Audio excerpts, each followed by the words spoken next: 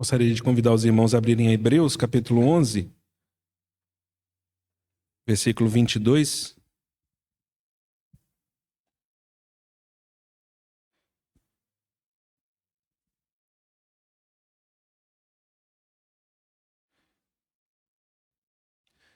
Hebreus 11, 22 diz: Pela fé José, próximo do seu fim, fez menção do êxodo dos filhos de Israel, bem como deu ordens quanto aos seus próprios ossos.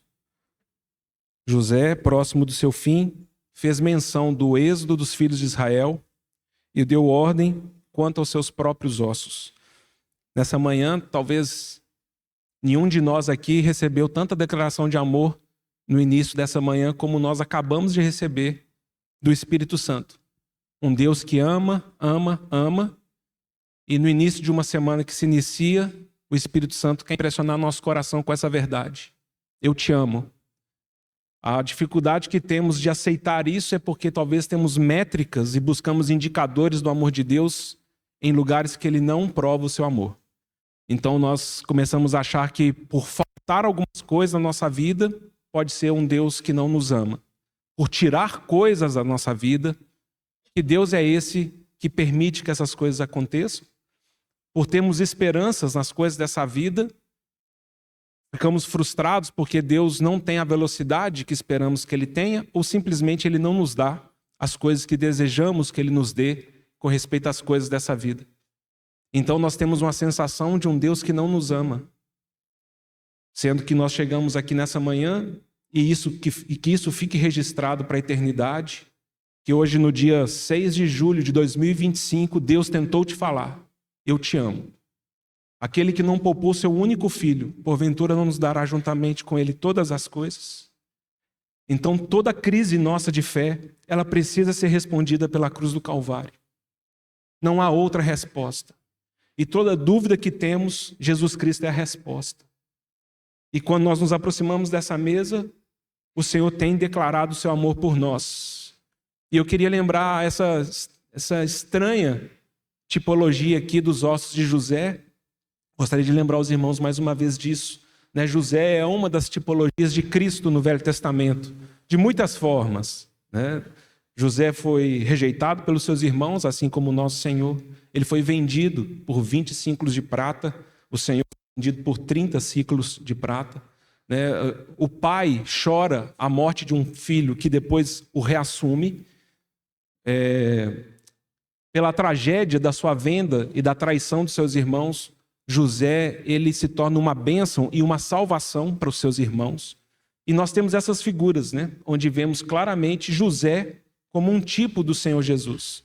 E aqui nós temos mais um tipo com respeito a José e com respeito ao nosso Senhor Jesus. Porque os irmãos conhecem a história ali no final de Gênesis 50.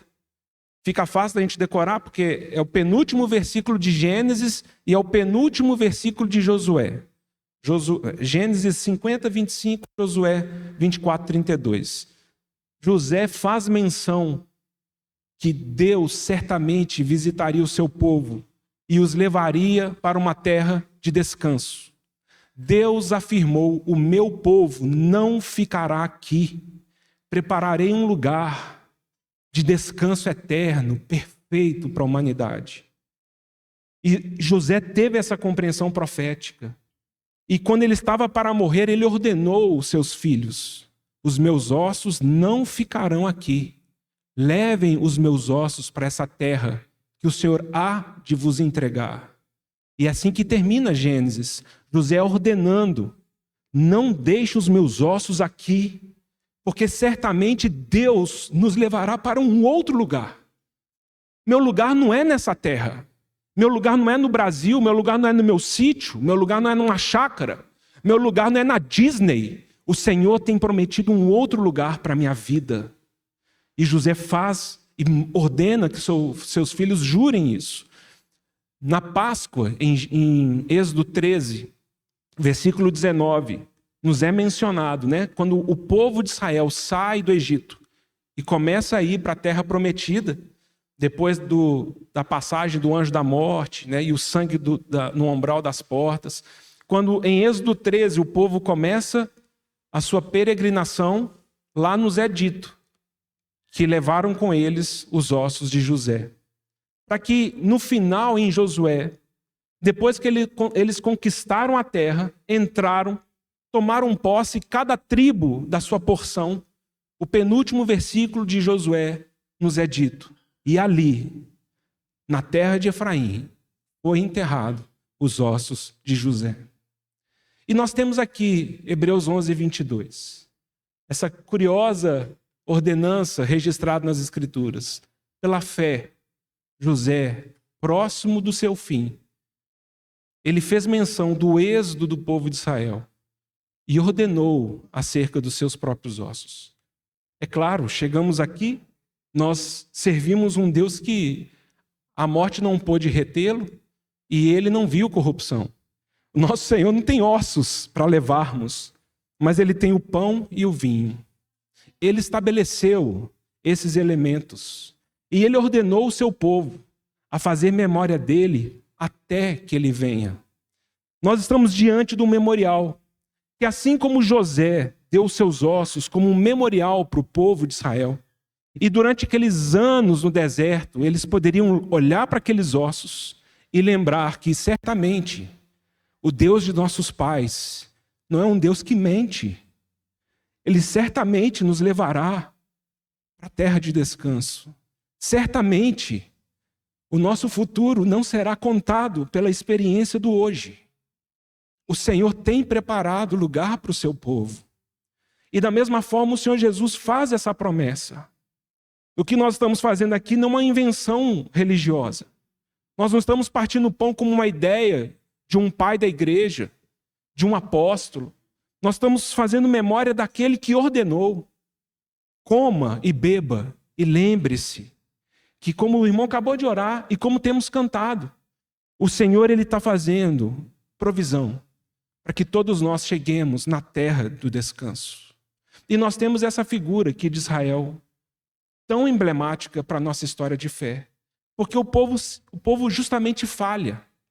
Porque nós não entendemos que como Moisés começa Deuteronômio falando, né, que nós estamos nesse grande e terrível deserto, vivendo ainda sem alcançar a promessa plena da obra que o nosso Senhor fez por nós.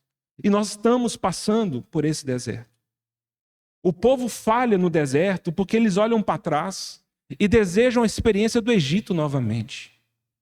Eles falham ao desprezar os ossos de José e lembrar que o Deus de seus pais não prometeu que eles ficariam no Egito, muito menos que eles ficariam no deserto.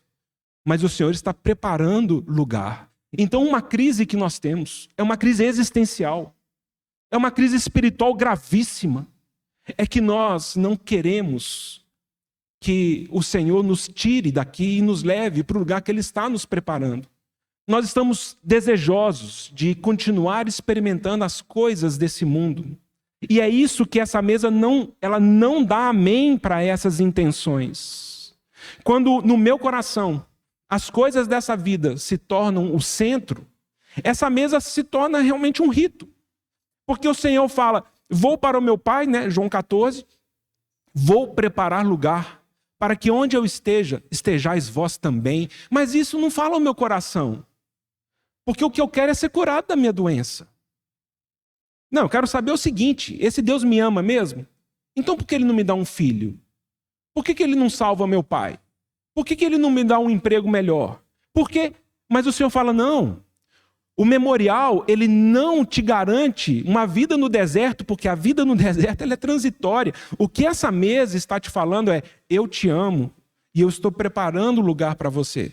Para que você entre num descanso perfeito que eu estou preparando para você. Então, essa mesa, ela exige de nós um espírito e um coração de peregrino.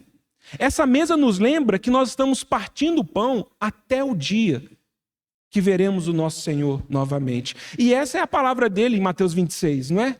Quando ele estabelece justamente essa mesa.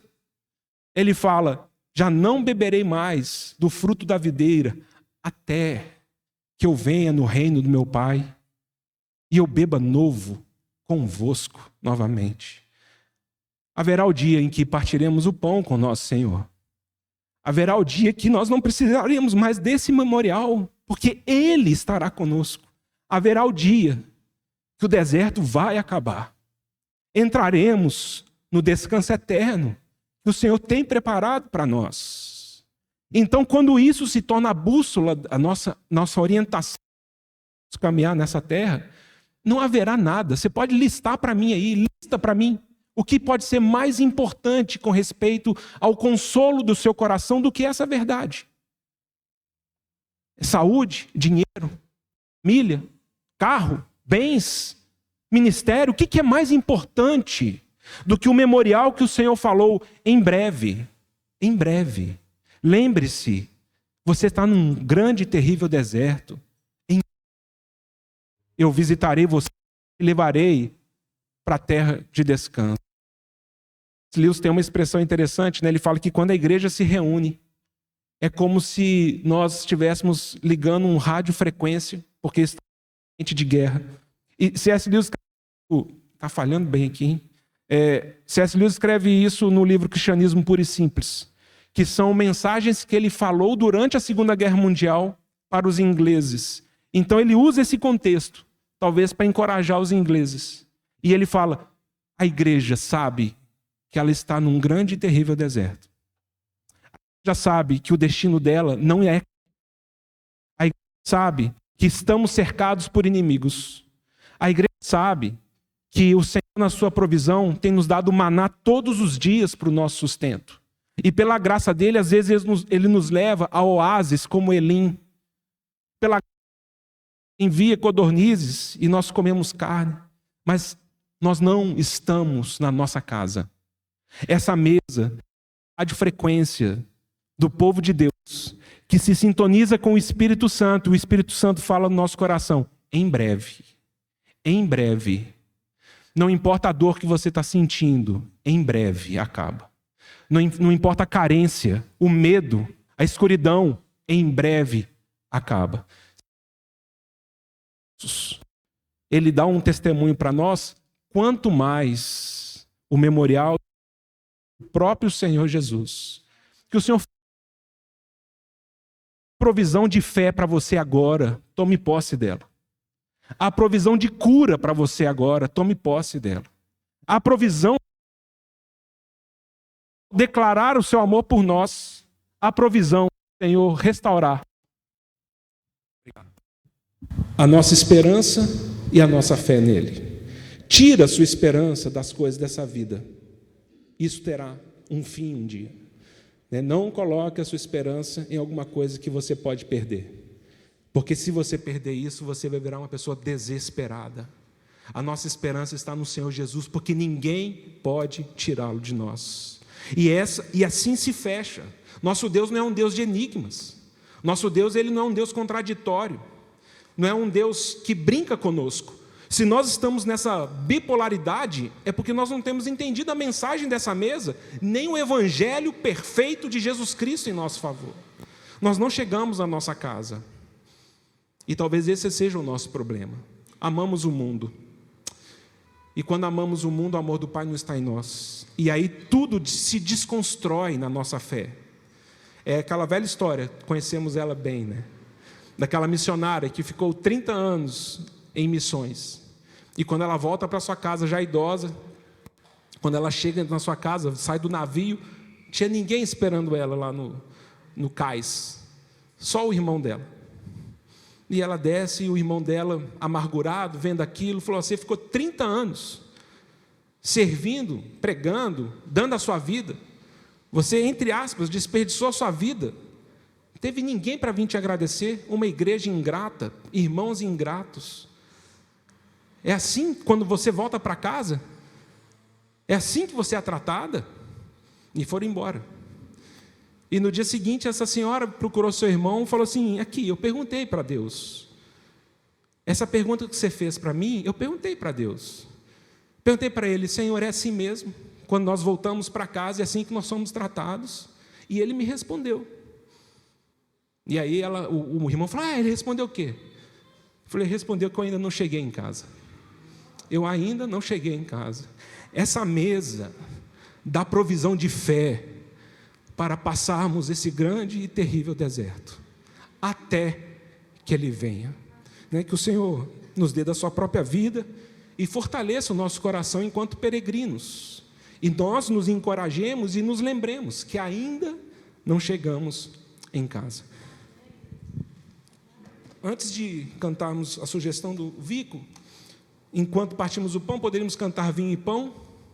Em breve vamos nos reunir no grande encontro preparado que há de vir.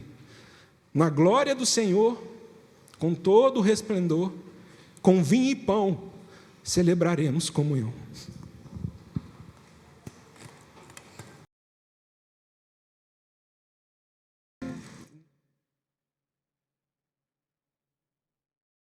Não sei se tem alguém que nos visita especificamente. Está totalmente errado se alguém pensa que nós estamos aqui preparando um culto para Deus. Nós estamos preparando um evento para apresentar alguma coisa para o Senhor. É exatamente o contrário. Nós viemos convidados pelo Senhor. Essa mesa é do Senhor Jesus. Ele prepara essa mesa para todos aqueles que creram nele. Ele que se apresenta para nós por meio do Espírito Santo. E são convidados por Ele todos aqueles que já creram no seu nome. Então, esse momento não é um momento de um hall de membros, esse momento não é um momento específico para alguém que tem que assinar uma relação de termos para ver se é digno. Esse momento é um momento em que o Senhor convida os seus a fazerem memória dele até que Ele venha.